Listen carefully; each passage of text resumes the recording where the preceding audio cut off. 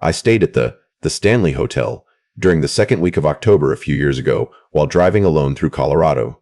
At the time, I had a small YouTube channel where I visited places with supposedly dark histories and filmed overnight experiences.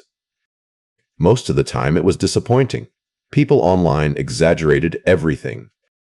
Every old building suddenly became haunted because somebody heard footsteps once or saw a shadow in bad lighting. So honestly, I didn't expect much from the Stanley. I arrived a little after sunset after driving through mountain roads for hours.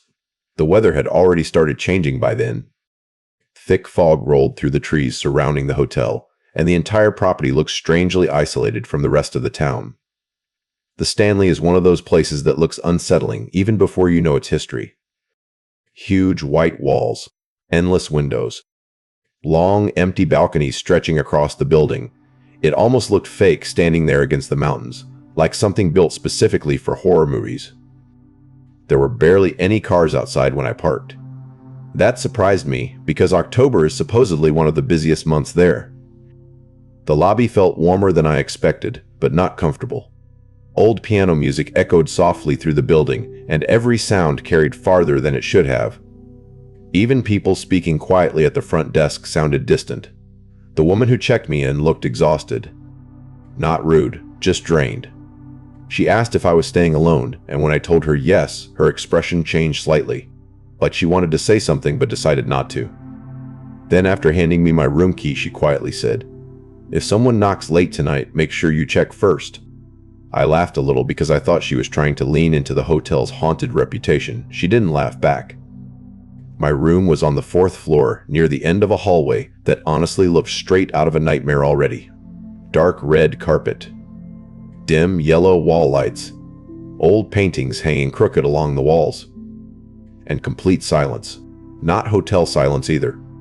The kind where you become aware of every small sound your body makes. My footsteps, my breathing, the wheels of my suitcase rolling across the carpet. I remember noticing how cold the hallway felt compared to the lobby downstairs. Not freezing exactly, but cold enough that I could actually see my breath faintly for a second near my room door. The room itself looked normal at first. Old wooden furniture, floral wallpaper, small bathroom, one large window facing the mountains behind the hotel. But there was a smell inside that immediately bothered me.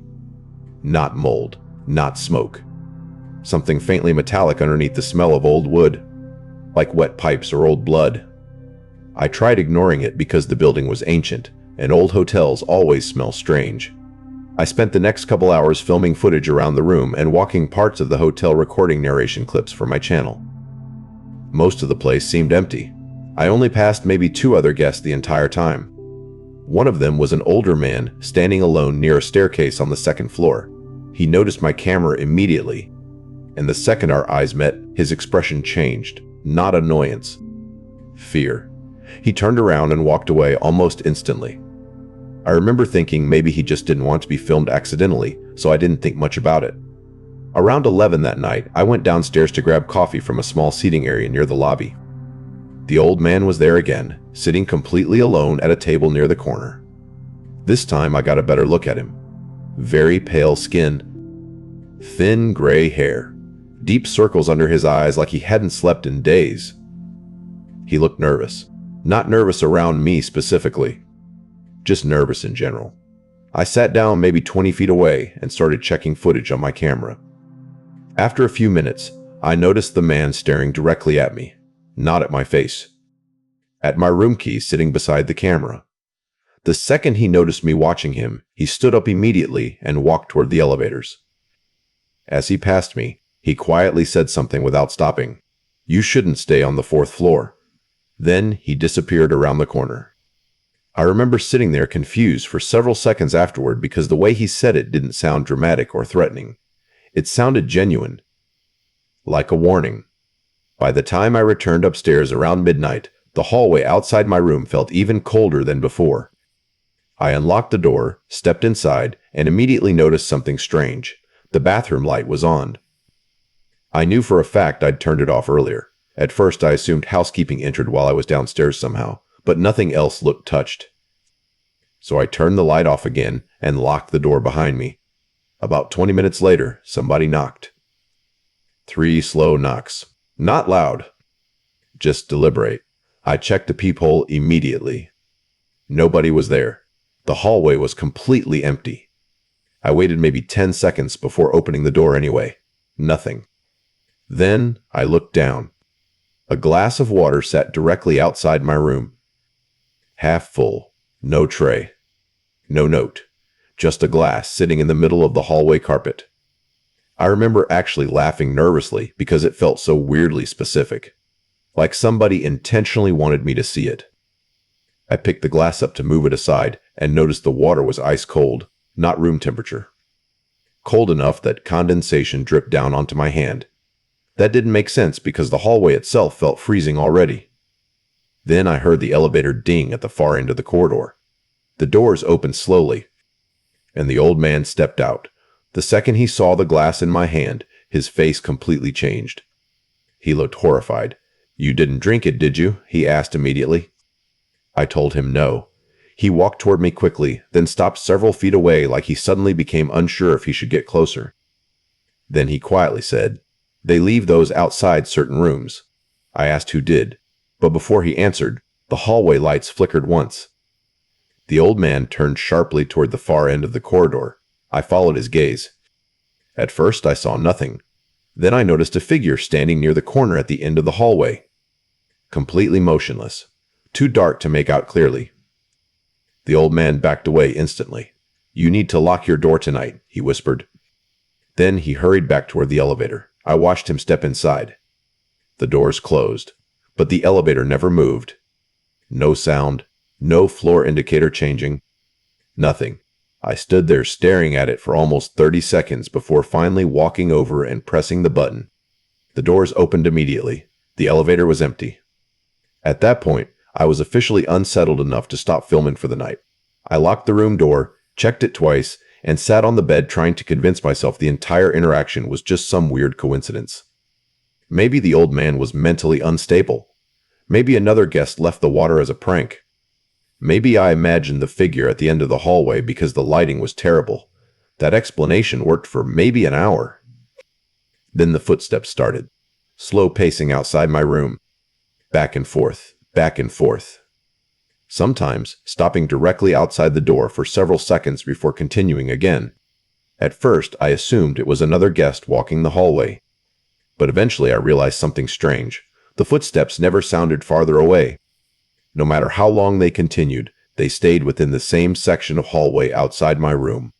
I finally checked the peephole again around 2 in the morning. The hallway was empty, but I could still hear footsteps moving slowly across the carpet. That was the moment I stopped feeling annoyed and started feeling genuinely afraid. I barely slept at all after that. And sometime later, maybe around 3 or 4 in the morning, I woke suddenly because somebody whispered beside my bed, not loudly. Very soft, like someone leaning close to my ear. I opened my eyes immediately. The room was dark except for the bathroom light, which was on again.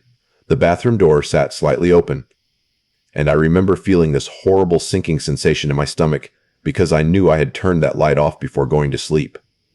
I stared at the doorway for several seconds before finally forcing myself out of bed. The bathroom was empty, but the mirror had fogged over slightly. And written across it with a finger were 4 words. "Don't look outside tonight." I froze immediately, because beyond the bathroom, directly across from the mirror, was the hotel window. And even before I turned toward it, I already knew somebody was standing outside. I could feel it. That sounds stupid now, but it's true. I slowly looked toward the glass. At first I thought it was my own reflection. Then the figure moved. There was somebody standing outside near the tree line behind the hotel, watching my room. Perfectly still. Too far away to make out clearly, but tall enough that something about its proportions looked wrong. And the worst part was realizing my room was 4 floors above the ground. There shouldn't have been anybody standing at eye level with the window. I spent the next hour sitting in the hotel lounge scrolling through old forums, archived articles, and random discussion threads about the Stanley. Most of it was the usual internet nonsense. Ghost sightings, shadow figures, people claiming they heard children laughing in empty hallways. But eventually, I found a post buried deep in an old paranormal forum from years earlier that mentioned the exact room I was staying in. The post itself was short, almost weirdly short. It was written by someone claiming they worked at the hotel during the late 1990s. According to them, a guest staying in that room disappeared sometime during a snowstorm in early November. Not died, disappeared. The strange part was that all of the guests' belongings remained inside the room untouched. Wallet, keys, clothes, camera equipment, everything except the person. Police apparently searched the property and surrounding woods for days but never found anything. And after that incident, multiple employees reportedly refused to enter the room alone. The post ended with one sentence that honestly bothered me more than the story itself. Some guests see him outside before it happens. No explanation. No context. Just that. I remember staring at the screen for a while, debating whether somebody online was just screwing with people using the hotel's reputation. Probably. But by then, enough strange things had already happened that I couldn't completely dismiss it either. Around late afternoon, I finally decided I'd leave before nightfall, like the old man warned me to. I went upstairs, started packing my equipment, and tried focusing on normal things to calm myself down. Charging batteries. Organizing footage. Checking road directions out of town. Anything to stop thinking about the previous night. Then I noticed something strange while reviewing clips from earlier in the hallway. At first I thought it was just camera blur, but frame by frame I realized there was someone standing at the far end of the corridor in almost every shot I recorded on the 4th floor. Always in the background. Always perfectly still. Dull, dark clothing. And somehow I hadn't noticed them once while filming. What made it worse was realizing the figure looked slightly different in every clip. Not dramatically different, but enough that something about its proportions kept changing. In one clip, the arms seemed unusually long. In another, the neck looked too tall. And in one frame, the figure almost appeared bent sideways slightly, like its posture wasn't natural. I started getting that cold feeling in my stomach again. The kind where your body reacts before your brain fully processes why. Then I noticed something else. In the final hallway clip, the figure wasn't standing at the end of the corridor anymore. It was directly outside my room, facing the door. The footage lasted maybe 6 seconds. And during the last second of the clip, the doorknob slowly turned. I paused the video immediately, because I knew for a fact that never happened while I was recording. I would have remembered somebody trying to enter my room. I replayed it again. The handle definitely moved. Slowly, like someone testing whether the door was locked. Then the clip ended abruptly with static. At that point, I stopped trying to rationalize things. I packed everything as fast as possible. The sun was already beginning to disappear behind the mountains outside, and the room somehow felt darker than before, even with all the lights on. While shoving clothes into my backpack, I noticed the bathroom light flicker again. Once. Twice. Then stay dim. I ignored it completely and kept packing. That's when I heard movement outside the window. Not tapping this time. Footsteps. Slow footsteps moving across gravel. I froze instantly. The curtains were still closed from the night before. For several seconds, I just stood there listening. Oh. Crunch, crunch, crunch. Like someone slowly circling beneath the window outside. Then the footsteps stopped directly below me, and complete silence followed. I remember staring at the curtains, debating whether to look. Every instinct told me not to. But eventually, curiosity won. I moved toward the window slowly and pulled one curtain aside, just enough to see outside. At first there was nothing there, just fog drifting across the empty ground behind the hotel. Then movement caught my eye near the trees. A figure standing motionless beside the forest line. The same figure from the night before, only now I could see it more clearly. It looked impossibly tall, not 7 feet tall. Wrong tall. Its arms hung too low beside its body, almost reaching its knees. The head appeared tilted slightly sideways, like its neck was partially bent, and even from that distance, I somehow knew it was looking directly at me. Then something moved beside it. Another figure stepped partially out from the trees. The old man. He looked tiny standing beside the taller figure. I remember feeling relief for half a second before realizing something horrifying. The old man wasn't standing beside it willingly. He was facing toward the hotel, toward my window. And even from 4 floors up, I could see pure panic in the way he moved. He lifted one arm weakly, like he was trying to signal something. Run. Then the taller figure slowly turned its head toward him. The old man disappeared instantly. Not dragged away, not pulled. 1 second he was there. The next second the fog shifted across the trees and he was simply gone. The tall figure remained standing alone, watching me. Then my room door slammed violently behind me. I spun around so fast I nearly fell. The door wasn't fully shut anymore. It stood slightly open now. I know for a fact I locked it earlier. Slowly, very slowly, the gap widened another inch by itself. The hallway beyond was dark, completely dark, even though the hallway lights had been on seconds earlier.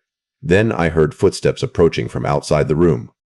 Heavy footsteps, slow, deliberate, not pacing anymore, coming directly toward the doorway. The footsteps stopped directly outside my room. Complete silence followed. I couldn't see anyone through the crack in the doorway, because the hallway beyond it was almost completely black now, but I could hear breathing. Slow breathing. Close enough that whoever was standing outside had to be inches from the door. Every instinct told me to shut it immediately, but I couldn't move. I just stood there staring at the darkness outside while my heart pounded so hard I could actually hear it. Then something shifted in the hallway. Not footsteps. Height. Like whoever stood outside slowly straightened upward. The shadow visible through the crack rose higher against the wall outside. Too high.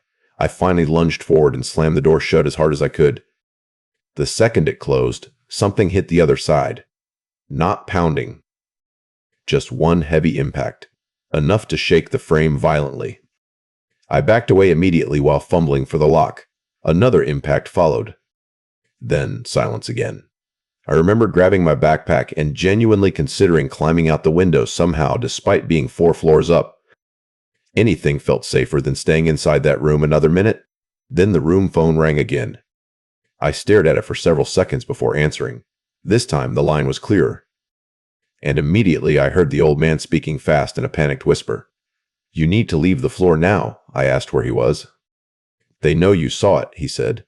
The way he said it made my skin crawl. I demanded he explain what was happening. For a second, all I heard was static.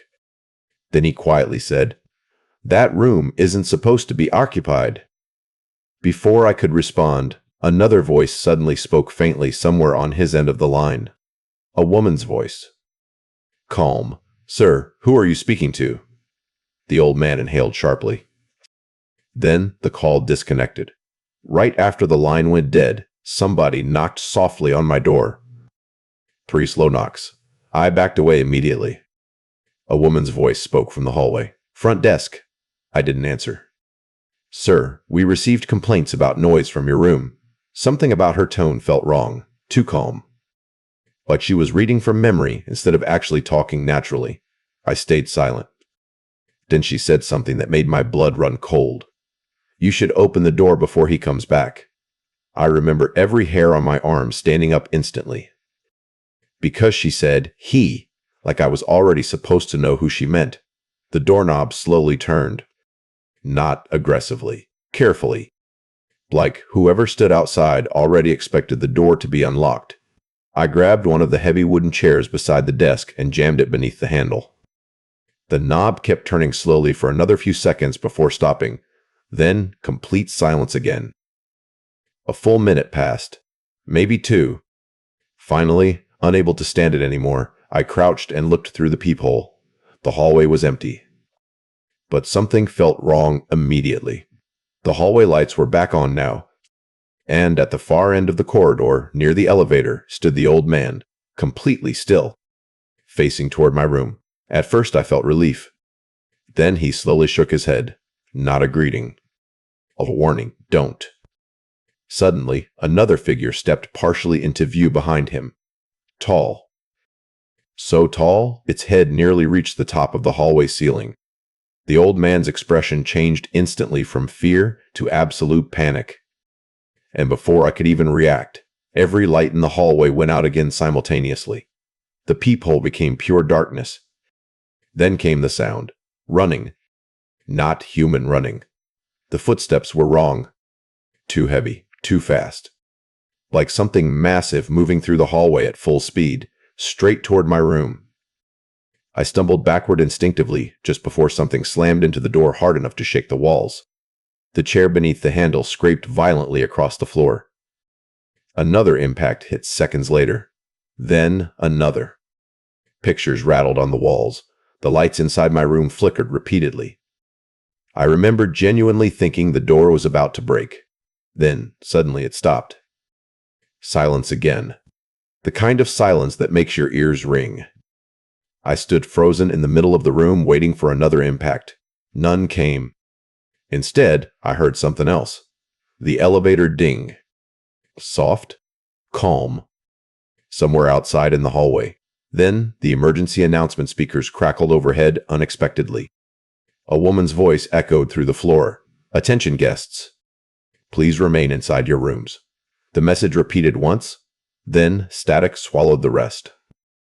That was enough for me. I grabbed my backpack and ran for the bathroom because it was the only room without windows or direct access from the hallway.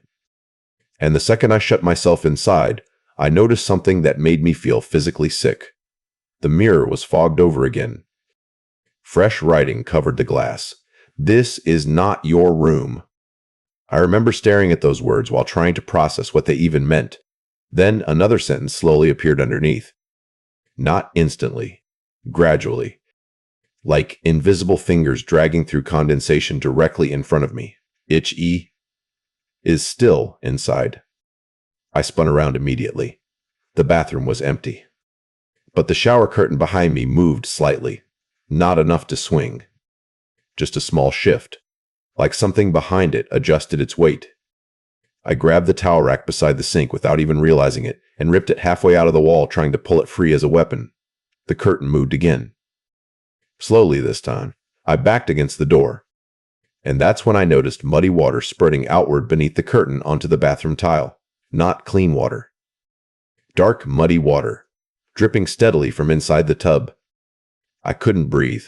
I just stood there staring at the water spreading slowly across the bathroom floor while the shower curtain shifted again. Something was definitely behind it, not imagination. Not paranoia. I could see the outline now. Tall enough that the top of its shape rose well above the shower rod, completely motionless. Waiting, the bathroom light flickered weakly overhead. And for one horrible second, the outline behind the curtain looked almost human. Then the proportions changed. The neck stretched too high. One arm hung lower than the other. And something about the shape of the head looked wrong, like it bent sideways unnaturally. I remember gripping the broken metal towel rack so hard my hand started cramping. Then a voice spoke softly from behind the curtain. The old man's voice. "Don't let it see you looking at it." I froze completely, because the voice sounded weak now. Barely human, like somebody struggling to breathe underwater. The curtain slowly bulged outward, something behind it leaned closer. And muddy water continued dripping steadily onto the tile. I wanted to run. But the bathroom doorway was directly behind me, and whatever stood in the hallway earlier might still be outside the room. Then the voice spoke again. "Turn the light off." I don't know why I listened. Maybe panic. Maybe instinct. But I reached sideways without taking my eyes off the curtain and hit the bathroom switch. Darkness swallowed the room instantly. The dripping stopped.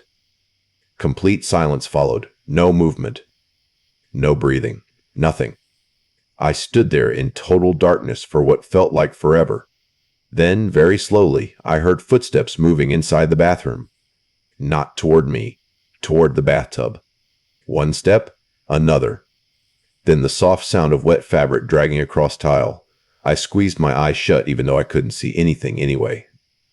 And suddenly, the old man whispered one final sentence from somewhere very close beside my ear. "Leave before it realizes you're not him." The bathroom door slammed open by itself. Hallway light flooded into the room. I ran immediately. I didn't look inside the tub. I didn't look back into the bathroom. I grabbed my backpack from the bed and sprinted into the hallway. The entire fourth floor was empty. No guests, no staff, nothing. But every room door along the hallway stood slightly open now. Every single one. Darkness visible through the cracks. As I ran toward the elevator, I noticed something else. Water. Thin trails of muddy water stretched across the carpet from underneath several doors, like something wet had moved through the hallway. The elevator arrived instantly when I hit the button. Too instantly. The doors opened before I even finished pressing it fully, and standing inside was the old man.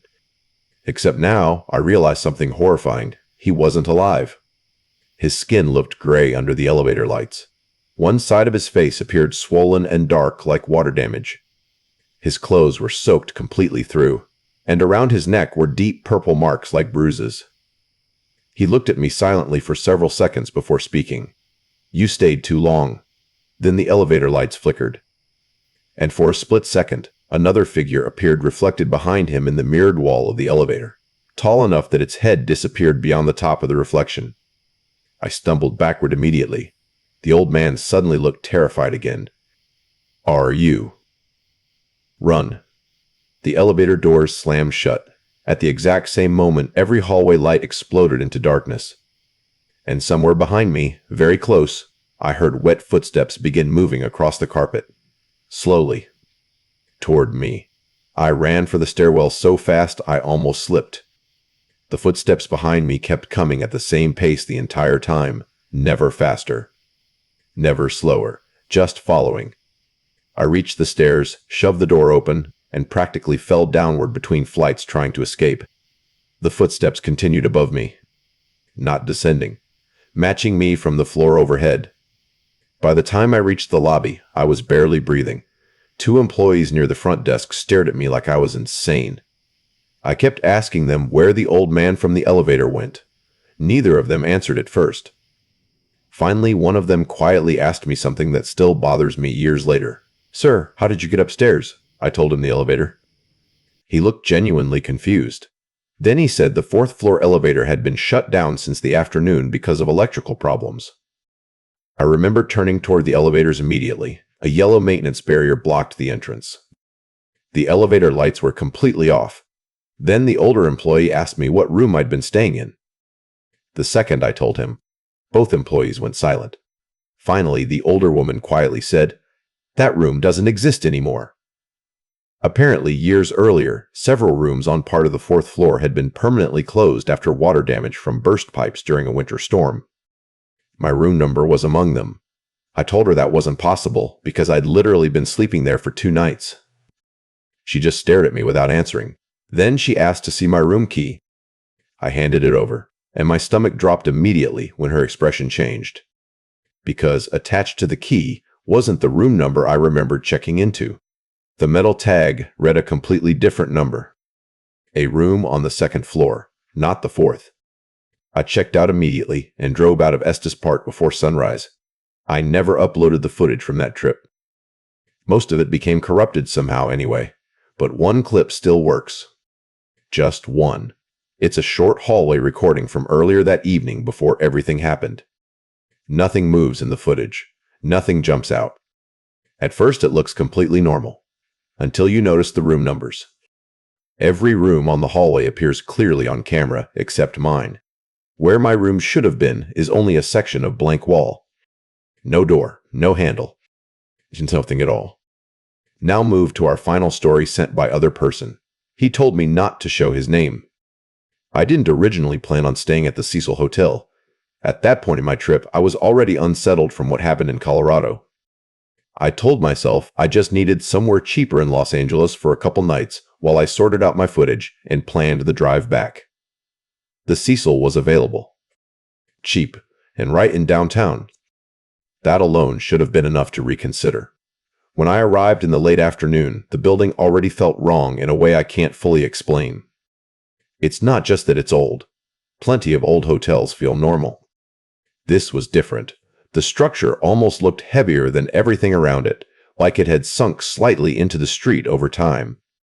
The lobby was dim, even though it was still daylight outside. There were security cameras everywhere, some new, some old, all pointed in slightly different directions like they weren't fully coordinated. The lighting buzzed faintly overhead, and the air smelled like cleaning chemicals mixed with something stale underneath. The front desk employee barely looked at me when I checked in. No small talk, no welcome. Just a key card and a room number written on a slip of paper. Room on the 10th floor. I remember pausing for a second when I saw it, not because of anything specific. Just a strange feeling I couldn't justify. He noticed me hesitating and said, "Elevators are slow. Try not to use the stairs at night." That wasn't said like advice. It sounded like instruction. The elevator ride up was uncomfortable from the start. The interior was scratched up, the mirror inside partially cracked. Every floor I passed felt slightly too long, like the numbers didn't match how many times the elevator should have stopped. When I finally reached my floor, the doors opened to a hallway that felt completely disconnected from the rest of the building. It was too quiet. Not empty quiet. Controlled quiet, like something had intentionally removed sound from the space. The carpet was dark and worn down the center, and the lighting was spaced too far apart, leaving large gaps of darkness between each fixture. My room was near the end of the hallway. Of course it was. As I walked, I noticed something immediately. Every door along the hallway had a small piece of paper taped beside it. Room numbers, handwritten and slightly uneven. Except mine. My door had no paper. Just a blank metal plate where a number should have been. I remember stopping in front of it for a few seconds, thinking maybe it had fallen off. But then I noticed something else. The metal plate wasn't just blank. It looked scratched, like the number had been removed on purpose. I didn't like that, but I still unlocked the door and went inside. The room itself looked normal at first glance. Basic furniture, old carpet, a bed that looked slightly too low to the ground, curtains drawn halfway even though nobody had been in there. But the first thing I noticed was the smell. Not mildew. Not smoke. Something else. Like damp metal mixed with cleaning solution that had been sitting too long. I set my bag down and checked the bathroom first out of habit. The sink was slightly wet. Not dripping. Just damp. Like someone had recently used it. That should have been impossible. I hadn't even seen housekeeping on the floor. I brushed it off and started setting up my camera gear. I wasn't planning to film anything serious there. Just some ambient footage for my channel. But the longer I stayed in the room, the more aware I became of the silence. It wasn't peaceful silence. It felt like the building itself was listening. Around early evening, I went downstairs to get food and try to reset my head a little. The lobby was more active now. A few guests were moving through, but nobody really interacted. Everyone kept their distance, eyes forward, like conversation wasn't encouraged. I sat in the small dining area near the corner and checked my phone. That's when I noticed something odd. No signal. Not weak.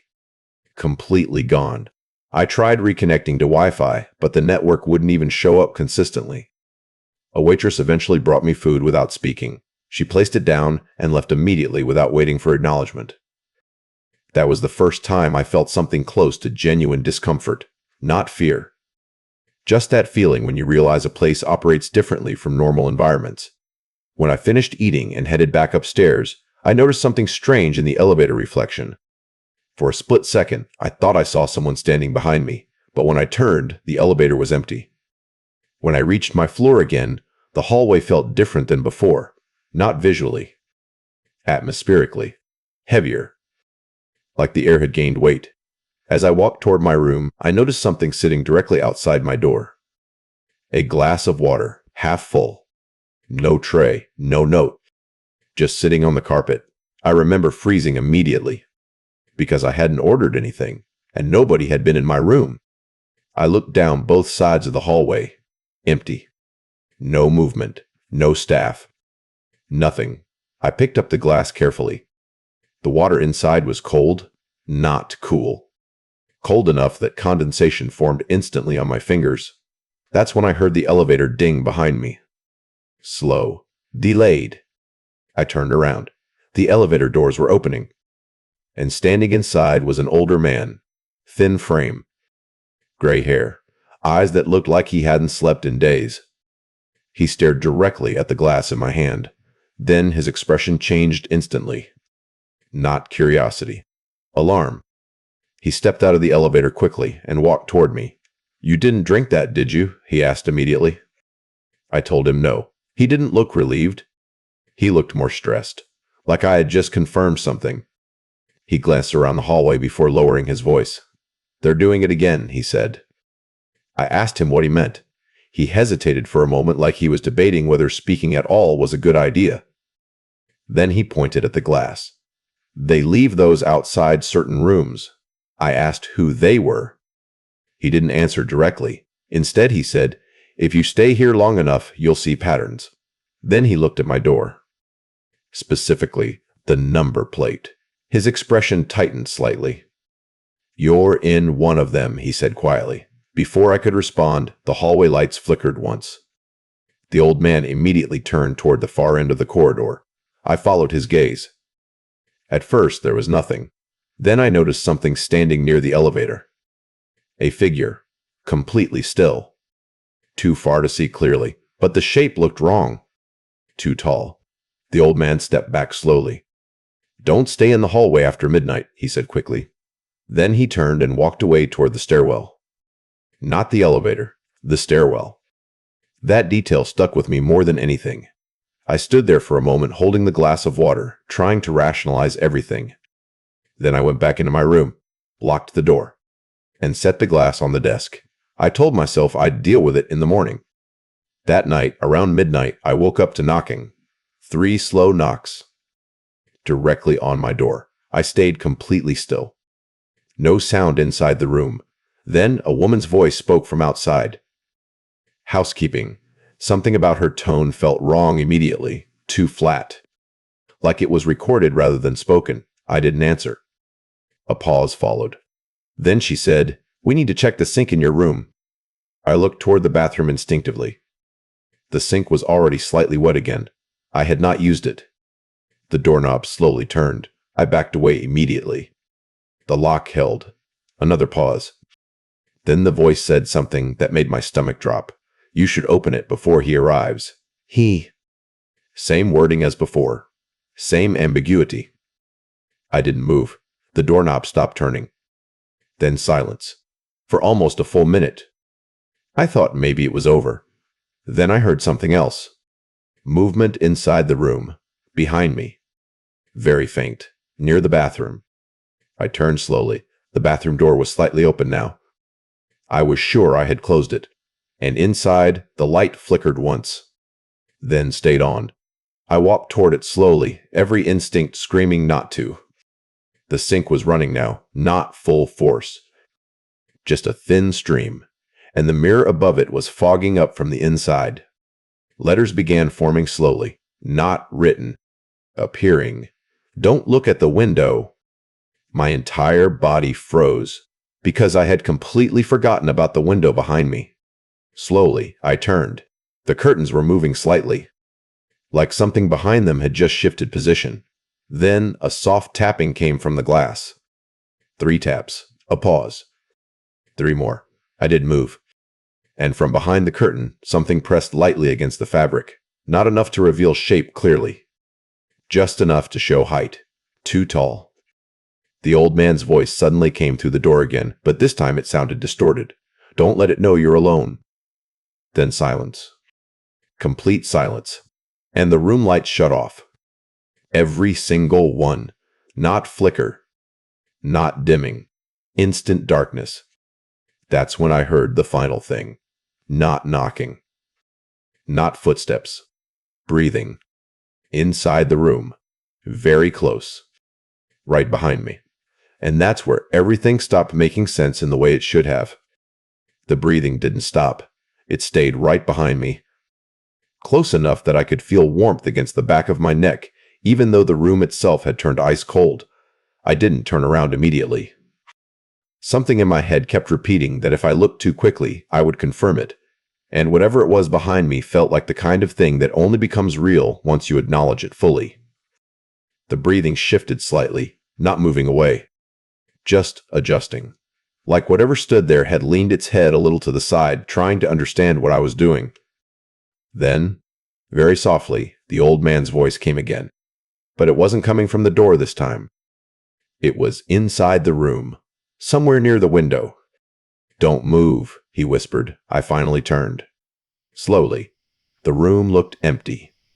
But the curtains were no longer still. They were gently pulled inward, as if something had just released them. The window behind them was completely dark, but I could see faint condensation forming on the inside of the glass, like something had just been standing there. Then the bathroom light flickered again. Once. Twice. Then stayed on. The sink turned itself off. I didn't hear anyone touch it. The mirror, still fogged, began clearing slowly from the center outward, and I saw something reflected that wasn't in front of me. A shape standing near the bathroom doorway. Tall. Too tall.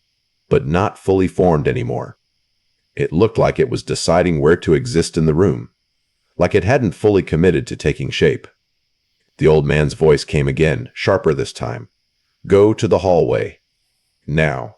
That broke something in me. I ran. I didn't grab anything. I just slammed the bathroom door open and sprinted toward the main exit of the room. The second I opened it, I heard something shift behind me. Heavy movement. Not fast. Not chasing. Following. I spilled into the hallway and froze instantly. Every single door on the entire floor was now slightly open. Every one. And every room behind those doors was completely dark. No lights. No movement. Just black gaps staring out into the corridor. The hallway lights above me flickered in a slow pattern, like the building was breathing in short pulses. At the far end of the corridor, the elevator doors were open. And standing inside was the old man, but something was wrong with him now. His posture was different. Too stiff. Too still. Like he was trying very hard not to move at all. He stared directly at me and mouthed one word. Run. Behind him, inside the elevator mirror, I saw it. The tall figure. Except now it wasn't just a reflection. It was pressed right behind him. Too close. Too wide. The elevator doors suddenly started closing on their own. The old man didn't move. He just kept staring at me. And right before the doors shut completely, his expression changed. Not fear. Acceptance. Like he knew something I didn't. The doors sealed shut, and the elevator did not go up or down. It simply went dark. Every light on the floor went out at the same time. Complete blackout. I heard movement immediately. Not from one direction, from everywhere. Inside the rooms. Inside the walls. From the ceiling vents. Slow dragging sounds spreading across the hallway like something large was moving through the building in pieces instead of as one body. I ran toward the stairwell without thinking. The emergency door was already slightly open. Which didn't make sense. I pushed it anyway and rushed inside. The stairwell was lit, but dim. Emergency lights buzzing softly overhead. I started running down immediately, skipping steps, grabbing the railing for balance. 1 floor. 2 floors. 3 floors. Then I stopped, because I heard footsteps above me. Not echoing, not delayed. Directly above me, matching my speed exactly. I looked up through the stairwell gap. Nothing. But the footsteps kept coming. 1 floor above. Then 2. Then 3 again. Always tracking me, like it wasn't following me through space. But through position. I reached the lobby level and burst through the stairwell door. The lobby looked wrong. Completely empty. No staff. No guests. No movement at all. But every screen in the lobby was on. Security monitors lined the back wall, each one showing different parts of the hotel. Hallways, floors, rooms, and on every single screen I was visible. Running. Inside the stairwell. From angles that shouldn't exist, I froze. Then the screens changed, all of them at once. Now showing my room, the door open, the bathroom light flickering, and something standing inside it. Too tall to fit properly. The camera feed cut suddenly, and every screen went black. Behind me, the elevator dinged. Soft. Clear. Like nothing was wrong. I turned slowly. The elevator doors were opening, and inside was the old man again, standing exactly where he had been before. But now he looked directly at me with calm eyes. Too calm. He spoke softly. "You're still in the room."